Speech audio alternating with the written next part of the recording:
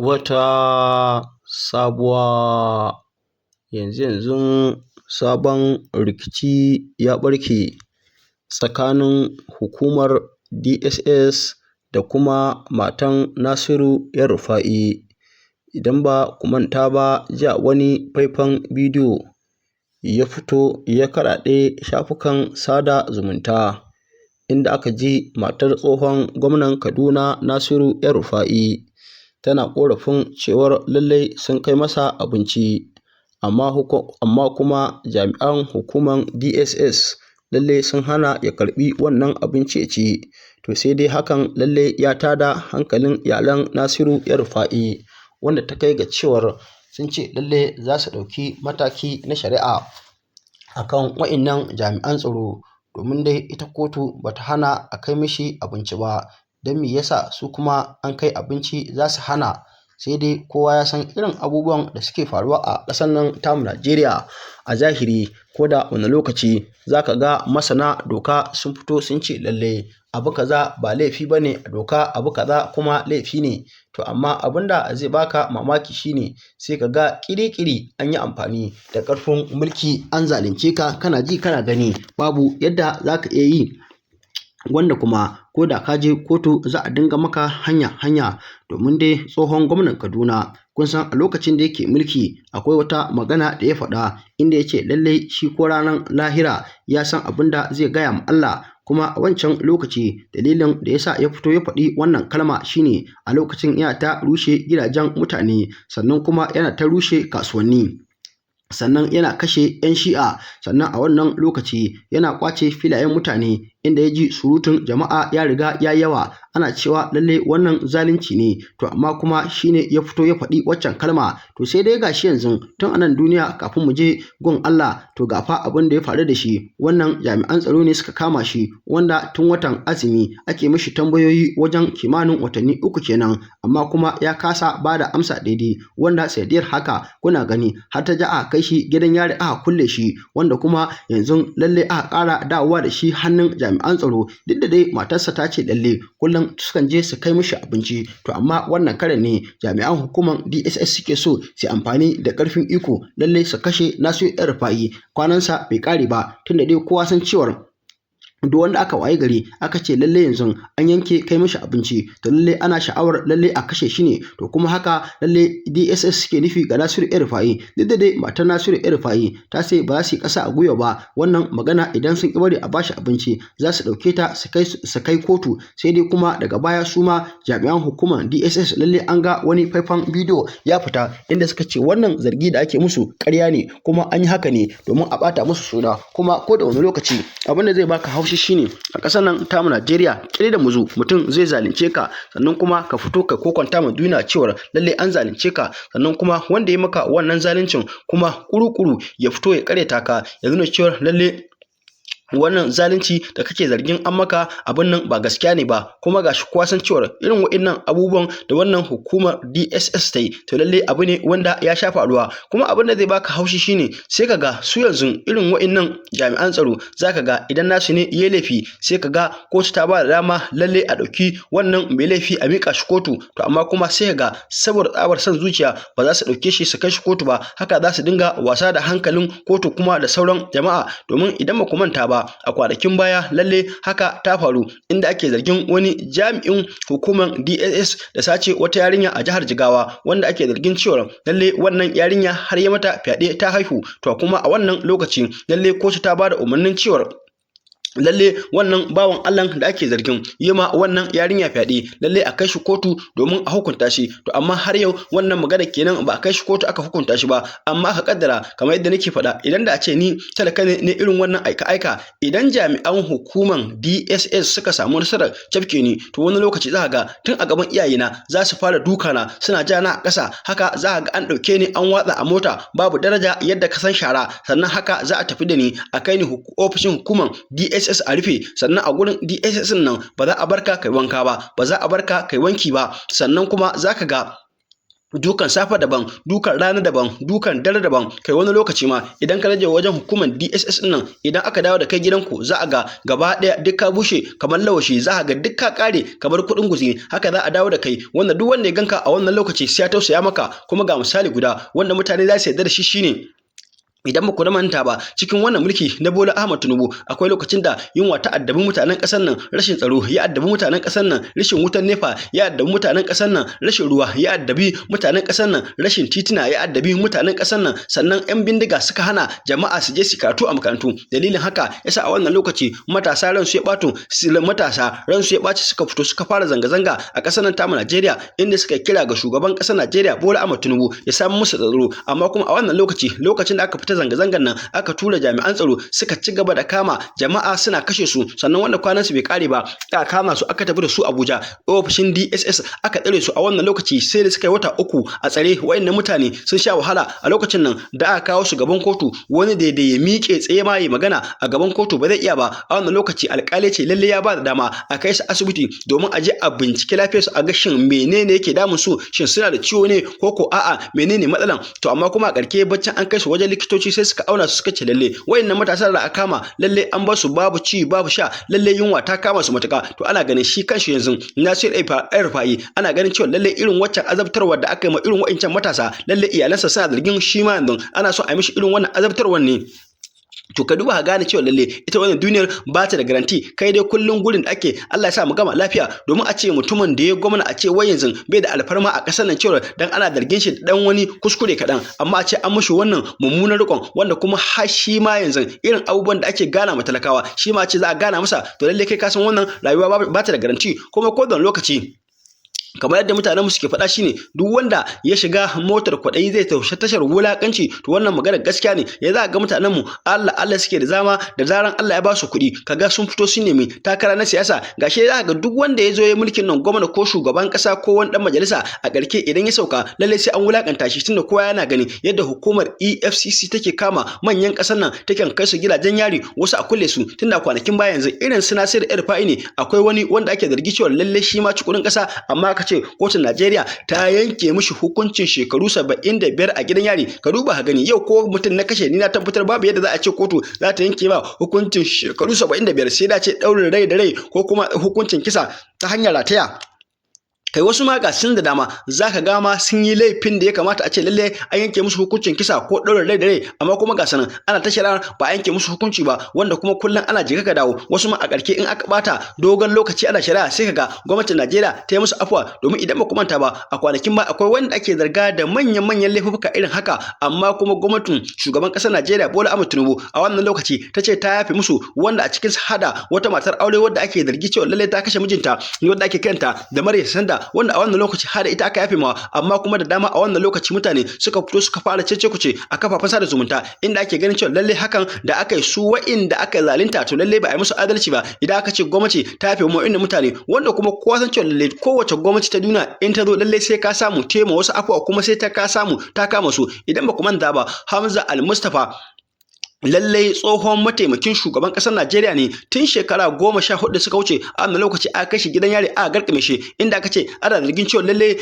zai yi juyin mulki a wancan lokaci, amma kuna gani lallai ba a samu aka ba da belin shi ba sai cikin mulkin Goodluck Jonathan da ya wuce lallai shine ya samu a wannan lokaci ya ba da belin sa, wanda kuma bacin ya ba da belin sa a yanzu haka ya daga cikin yan takarar shugaban ƙasa na ƙasar nan tamu Najeriya, wanda kuma ke sa ran shi ma lallai zai karɓi mulkin ƙasar nan, domin shi kanshi tsohon shugaban ƙasar Najeriya Muhammadu Buhari kafin ya wannan mulki shi na ƙarshe wanda daga shi ya bar duniya, to lalle kuna ganin shi ma an taba kama shi an tsare shi a gidan yari a wancan lokaci, amma kuma daga baya ya fito ya samu gagarumin nasara wanda har ya zo ya zama shugaban kasa. Kuma abin da zai baka haushi wanda suka kama shi a wancan lokaci shi kanshi suka tsare shi tsohon shugaban kasar Najeriya Muhammadu Buhari ba su taba tunanin cewa lallai shi ma fa zai iya fitowa har ya zo ya samu wancan matsayi ba. To shi kanshi yanzu Nasir El-Rufai tunda kun ga cewa lallai shi ma yana daga cikin wanda suke so lallai su zama shugaban kasa a kasar nan ta Najeriya, to a ƙarshe za ga duk irin wa'annan abubuwan da aka yi masa watan wata sai ga shi ma ya dawo labari baccin Bola Ahmed Tinubu ya gama mulkin mulkin nasa ya sauka cuma a ƙarshe sai ka ga ya zo ya karɓi ragamar ƙasar nan to sai dai fa dama duk irin waɗanda suka yi mishi waɗannan san zuciyan to shi ma fa zai rama tunda kusan dama ita haka rayuwar take lalle kaman biki ne duk wanda ya maka abun alkhairi zaka yi masa abun alkhairi kai wani ma za ka ga shi alkhairin ka masa amma kuma zai zo ya maka sharri in dai a ƙasar ta Najeriya ne abin da ke faruwa kenan to balantana shi Nasir El-Rufai kuma san cewa wannan gwamnati lalle ya musu abun alkhairi da dama wannan tun daga lokacin zabe har kuma aka kafa wannan gwamnati to amma kuma shi gashi yanzu an mushi butulci wannan shi yanzu kuna kallo ba wai ma a'a a bashi wani mukami yake bukata ba a shi yanzu bukatar da yake shine a sike shi je ya ci gaba da rayuwa kamar sauran talakawa yadda suke rayuwa da sauran masu kuɗi kuma da sauran masu mulki to amma kuma abin ya gagara dan Allah dan annabi idan yau ne farkon zan kawo tasha ta mu ka danna mana alamar subscribe ka danna mana alamar ƙararrawa kai sharing din bidiyon nan kai lakin muna godiya sosai ga cikakkun bidiyoyin dan ku kalla maganan abinci sistatin da suka faɗa ƙarya ne su nuna muku takardan da suka bamu da yake proving sun ce mana sistati za kawo abinci da muka yi acknowledging su kuma suna da copy mu ma muna da copy su nuna muku shi I'm challenging that wallahi ban zo a makare ba na zo normal time ne na zo na kawo abinci kuma kaman yau kun ga yau Monday ai yau Monday mala yana azumi kowane Monday da Thursday ba zan yi magana da yawa akai ba dai in ce su yi muku proving abin da na faɗa ba haka ba ne, ni kuma ina da nawa proof na menene shine doctor ya zo awon shi 3 kuma sun sani muna da duka abin da ya kamata ya yi explaining to malam suka ce ba zai ga malam ba kuma ya zai ba da result ma malam malam su tests duka muna da shi kuma doctor su ya sani na ICPC saboda mun gaya mishi Mr. Henry da Ante shine yake kula da maganan kafin mu je a yi arranging because kafin mu zo she mun kira su mun faɗi musu in mun zo she an zaunar da mu minti 30 awa guda sannan a bar mu shiga maganan abinci sistatin da suka faɗa ƙarya ne su nuna muku takardan da suka bamu da yake proving sun ce mana sistati za kawo abinci da muka yi acknowledging su kuma suna da copy mu ma muna da copy su nuna muku shi I'm challenging that wallahi ban zo a makare ba na zo normal time ne na zo na kawo abinci kuma kaman yau kun ga yau Monday ai yau Monday mala yana azumi kowane Monday da Thursday so karfe 6 wanda yake azumi zaka kawo mishi abinci karfe 4 ne ko karfe 5 ko karfe 6 ai za ka mishi abinci at least za ku iso nan karfe 6:30 that's why suke using wannan excuse na Monday and Thursday su ce wai abinci karfe 6:30 yake kuma ba karfe 6:30 bane because ko na zo karfe 6:30 ai ba 6:30 zan shiga ba saboda zan zauna in jira za su yi approving sannan mu yi continue ba mu yi magana da su ba ni dai na zo na yi continue kawo abinci maybe sun ga yanda ranmu ya ɓaci as mu iyalin shi da kowa ya gani because ba mu san me manufansu ba in ka ce kada mutum ya ci abinci kan ai kana da wani manufa kenan mun je kotu yau muna so after kotu doctor su tabbatar mana da da result in a tabbata doctor likita ya gan shi ya faɗi mana ko health is okay da kuma magungunan da ya kamata ya dinga sha. For now ba zan yi magana kan maganan court ba. Alhamdulillah ba zan mentioning court ba because wannan ba hurumi na bane.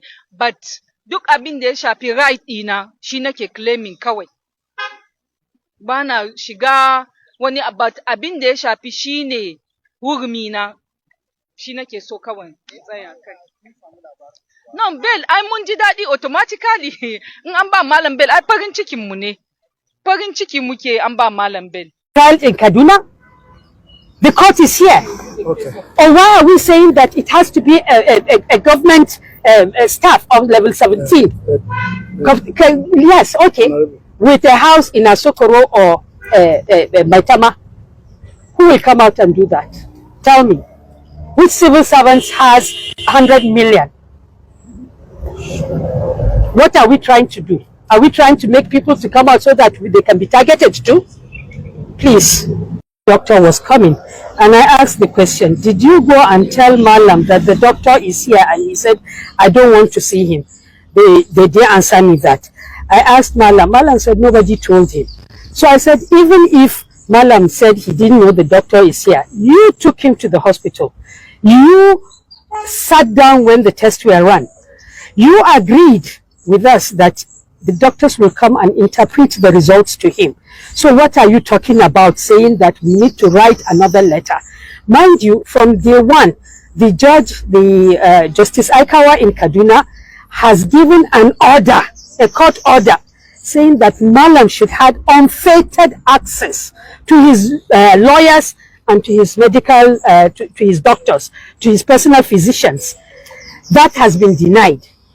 And so they are now telling us that for everything we are going to do, we need to write a letter to the chairman of ICPC. That said and done. This morning, Malam was taken to the Federal High Court before Justice Abdul Malik. She granted bail, stood down the matter, and for 1 o'clock, when he was taken, when she stood down the matter after giving the bail for 1 o'clock to continue hearing, they brought him to DSS. And he said to them, I am not going to step down because there are 2 court orders that the Kaduna court gave that I should be remanded with ICPC. Why are you bringing me here? They said, no, it's just for you to wait until the 1 o'clock. He said, no, I am not a furniture to be moved.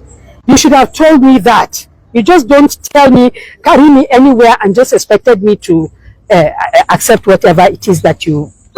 So they took him back to ICPC. I went and saw him. He told me this.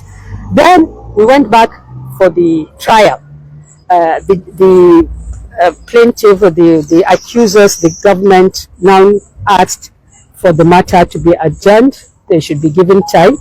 And the judge said, tomorrow we resume. Now, instead of taking him back to ICPC, they brought him to DSS. As I'm talking to you, he has refused to get down from the car, and he told them that if you want to take me inside DSS custody, you will have to physically force me into doing this.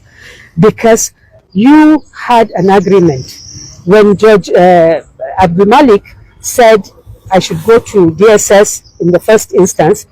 We told her that there are subsisting orders, and she said, look, let DSS and ICPC go and decide who will keep him.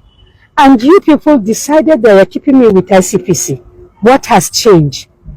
Why are you bringing me here now? Now, we are worried as a family because we've just seen what Timmy Frank has said. And they've told us point blank that no family member will see him again. So what happens to his feeding? Does that mean that they will feed him themselves? We're asking this question. What if he refused to eat their food? Would he be forced to eat? So what are your demands? What are your demands? His immediate release back to ICPC. We want them to honor the agreement that they had. Even though we are not privy to it, they should honor it. They should take him back to DSS. To ICPC, so that we continue as the courts in Kaduna have directed. They are all security agencies. I don't know what they are afraid of, that they are now moving him from one place to the other. This man will be taken to court in the morning from here to Kaduna at 5 a.m. He will appear in court and he will be brought back to Abuja. Then he will be taken back the next day again for another hearing, and then he will be brought back. He has not jumped anything. He has not caused any problem. Why? We are asking, we are demanding. As family members, we have been traumatized enough. We don't sleep. We don't know. Every day we get a threat. DSS is coming to raid your house. ICPC is coming to raid your house. Police are coming to raid your house. You are being followed. Our phones are tapped. What is this? If Mala has done something, let the court decide. We are law-abiding citizens. All we want is let the law courts decide whether he is guilty or not. Let the trial hold. Let the world witness whether justice is being done. Okay. Because the truth is that whenever these shenanigans happen, there must be an underlying reason. Okay, do you suspect any political undertone? Of course it is a political undertone, sir. I have no doubt in my mind who keeps a person for 89 days, 79, 89 days. Yes, there are court orders, but how did they get the court orders? Why were the terms of the bail so stringent that it's practically impossible for anybody to meet it? Why do you have to say that Kaduna State Council of Chiefs will have to give an attestation? Why? Is he being tried in Kaduna? The court is here. Okay. Or why are we saying that it has to be a government staff of level 17? Yes, okay. With a house in Asokoro or Maitama, who will come out and do that? Tell me. Which civil servants has 100 million? What are we trying to do? Are we trying to make people to come out so that they can be targeted too? Please. For the benefit of those who are just on case, you know what to do. Sorry? For the benefit of those who are My name is Asia Ahmad El Rufai. I am the wife of Malam Nasir El Rufai, his second wife. Yes. I'm a lawyer by training. By God's grace, 34 years as a lawyer. So I know what I'm talking about. Jama'a ƙungiyar ta kasance tsakanin iyalan Nasiru El Rufai da kuma jami'an hukumar DSS, sannan kuma kun ji matakin da za su ɗauka akan waɗannan jami'an tsaro wanda suka hana a ba Nasiru El Rufai abinci. Dama ko da wani lokaci Hausawa sun ce lalle duk abin da ka shuka shi zaka girba. Wannan maganar gaskiya ne. Shi ma lokacin da ya yi mulki irin waɗannan abubuwan yin mutane, akwai mutane dubbunai a jihar Kaduna ya raba su da gidansu wanda suke ciki tare da iyalansu da matansu. Kai wani ma zaka ga gidan nan ba wai shi ya saya da kuɗinsa ba, a'a wani ne ya taimake shi ya saya masa, amma Nasiru El Rufai ya sa aka rushe. Sannan akwai mutanenmu da dama wanda an ƙwace filayensu, sannan mutanenmu 'yan shi'a kuna ganin su kashe su aka dinga yi, sannan kuma gidajensu aka dinga bi ana rushewa. Nasiru El Rufai ya fito ce lalle ko da a gobe ne zai sauka mulkin Kaduna sai ya rushe gidajen 'yan shi'a. Ana ganin wannan magana da ya faɗa kamar wasa ne, sai gashi kuma ana gobe zai sauka a mulki ya je garin Zaria a babban dodo ya rushe gidajen 'yan shi'a. Ana gobe zai sauka a mulki. Abin da ya faru kenan. Duk da haka da yau an waye gari mulkin ya riga ya ƙare, gashi nan kuma shi ma wasu masu mulkin 'yan uwansa sun kama shi, wanda kuma yanzu shi ma yana son a sake shi ne kamar yadda ya kama mutane a wancan lokaci suke son ya sake su kuma ya sake su. To shi ma haga yanzu ba za a sake shi ba, kuma ya tabbatar wannan shari'a za a ɗauki dogon lokaci ana yin ta. Dan Allah dan Annabi, idan yau ne farkon zuwan ka wannan tasha ta mu, ka danna mana alamar subscribe, ka danna mana alamar ƙararrawa, ka share din bidiyon nan kai like. Muna godiya sosai.